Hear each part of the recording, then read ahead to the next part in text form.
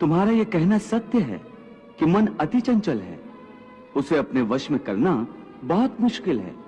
मुश्किल नहीं जनार्दन, असंभव है।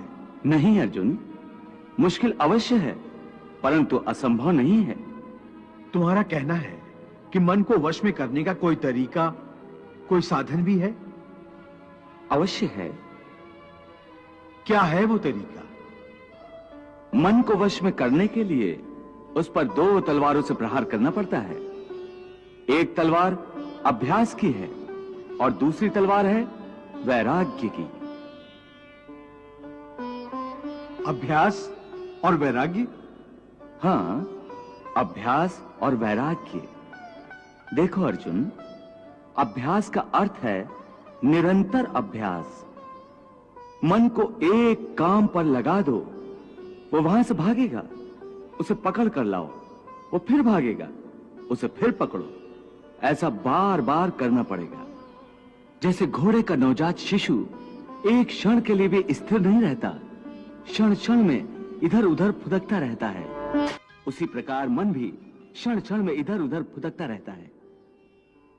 एक चंचल घोड़े की तरह मन भी बड़ा चंचल होता है, और ऐसे चंचल मन को काबू करना उतना ही कठिन है जैसे किसी मुंहजोर घोड़े को काबू करना। ऐसे घोड़े को काबू करने के लिए सवार जितना जोर लगाता है, घोड़ा उतना ही विरोध करता है और बार बार सवार को ही गिरा देता है। परंतु यदि सवार दृढ़ संकल्प हो तो अंत में वो सरकश घोड़े पर सवार हो जाता है। बस फिर वही घोड़ा सवार के इशारे पर चलता है। उसी प्रकार मन को भी नियंत्रण की रस्सी में बांधकर बार बार अपने रास्ते पर लाया जाता है, तो अंत में वो अपने स्वामी का कहना मानना शुरू कर देता है। इसी को कहते हैं अभ्यास की तलवार चलाना। जब अभ्यास की तलवार से ही मन ठीक रास्ते पर आ जाए, फिर वह दूसरी वैराग्य की तलवार की क्या आवश्यकता है?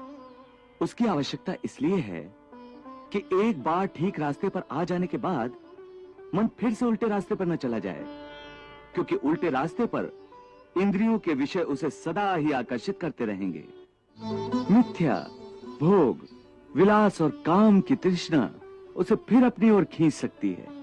इसलिए मन को यह समझना जरूरी है कि वो सारे विषय भोग मिथ्या हैं, असार हैं, योग माया के द्वारा उत्पन्न होने वाले मोह का भ्रम है।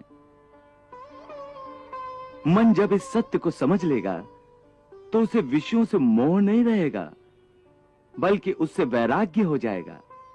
और यही वैराग्य की तलवार का काम है कि वो विषयों के मोह को काट के